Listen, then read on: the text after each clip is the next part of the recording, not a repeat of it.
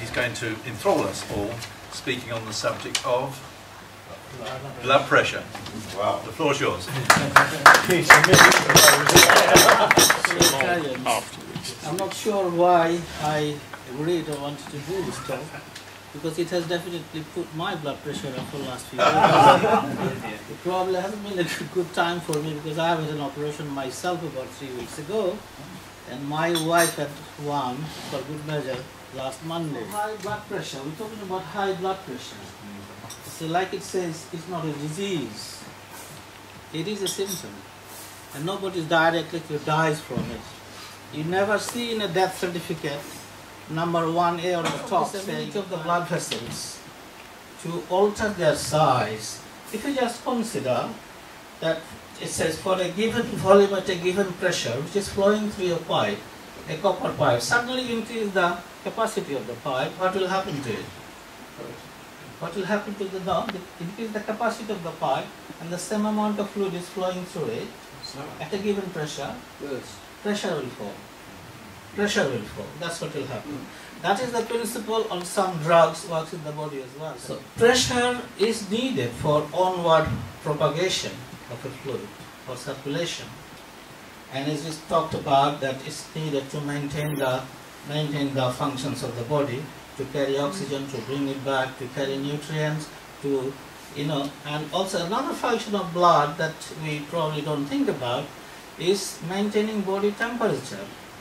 Your core organs generates temperature from metabolism, and that temperature is carried by the blood to the periphery, to the surface, to the skin of the body. And that's how the idea, the boiler pump is running with gas or electricity. What is the heart? What keeps the heart going? It's oxygen burning. Right, that's it. Combining with sugar. Oxygen is the fuel. Oxygen is the fuel. That is it. Oxygen is the fuel. Well, sugar also. Sugar is needed for energy, if you like, but you see, even if you don't take sugar, it will be converted from your stored fat or protein from elsewhere. But oxygen is necessary. If you are deprived of oxygen for 2 minutes, then you will die. Yeah. But if you deprive of sugar for a day or few days, you won't die. Well, I can prove that. I know you can. And the common causes, what are the common causes? These are the common causes. Kidney disease, diabetes, atherosclerosis. We talked about that the inner lumen of the artery that gets blocked with cholesterol, so that reduces the size, reduces the lumen of the artery. And then Cushing syndrome, where the steroid hormones, you know about tablets, prednisolone tablets, that is a steroid hormone that is normally given in asthmatics or people with rheumatoid arthritis. So that can happen, just body can get a tumor of the gland and produce in excess of the hormone, or even somebody is taking a lot of it from outside as a medicine, that can also induce hypertension. So it's secondary to a drug. Pheochromocytoma, in that tumor you get excess of adrenaline hormone flowing in the body, and that can also cause hypertension. Excessive alcohol consumption can damage the heart, it can damage the blood vessels.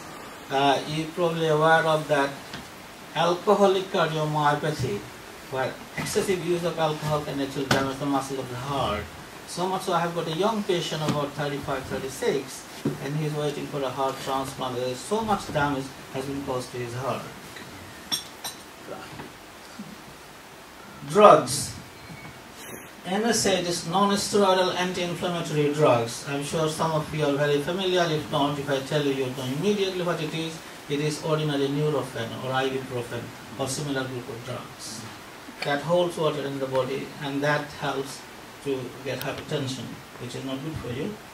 Steroid hormones we talked about, and over-the-counter drugs, especially cold medicine things, some of them can actually cause hypertension if taken regularly or in excess amount. Recreational drugs like cocaine and amphetamine can cause it, and herbal drugs, as you can see, ginseng and St. George wort.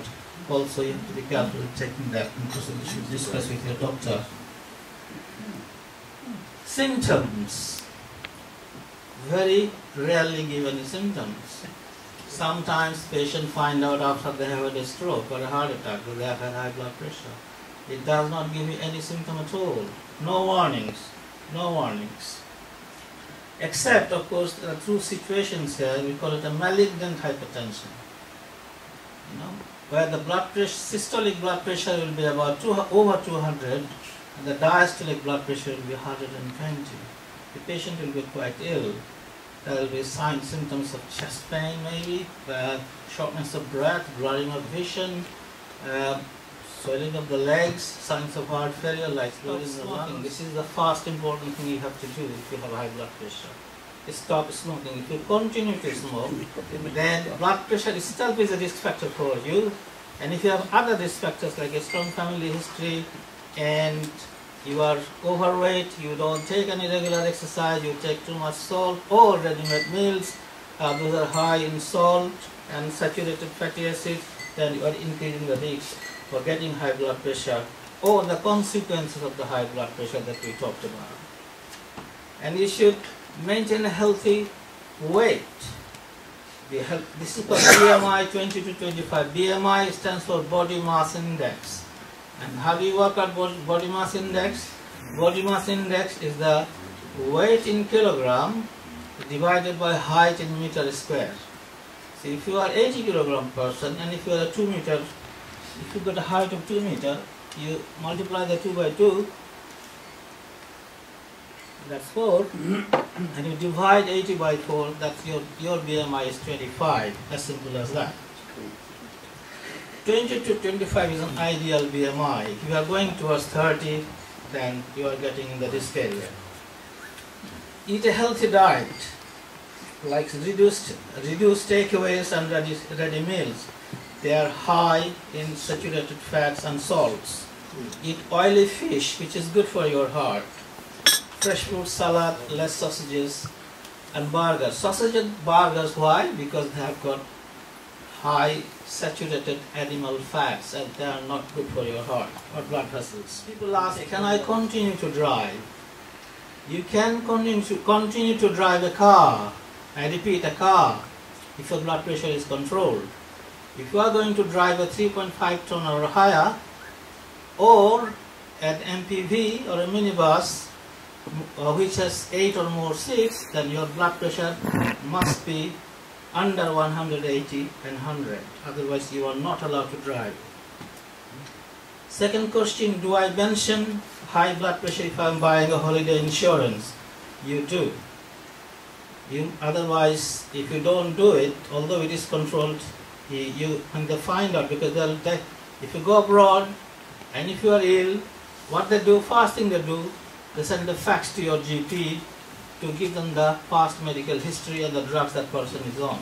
It will be found out from the medical history, so you lose your cover. Does stress cause high blood pressure? Stress contributes to high blood pressure. But if stress, if it's relieved and if you are happy again, then that effect will go away. Some people ask, my BP is okay on treatment. Do I mention it at work medical? So at work medical, if you are going to be employed as a new person especially, the nurse or the doctor, when they check blood pressure, because you are on treatment is controlled, they will not know. They will just consider you as a normal person with normal blood pressure. But it is in your own interest you should declare, otherwise it will prejudice your cause. So much so, legally you can be really sad for not declaring a medical condition, and it may also prejudice your pension. Is flying safe? Well, if your blood pressure is controlled and if it's not a long flight, is there any more question? Thank you very much.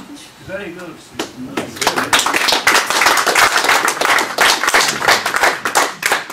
If you come across Mahbub's dry sense of humour before, you will have experienced it today. Thank you for such a very entertaining talk about a very serious subject. It affected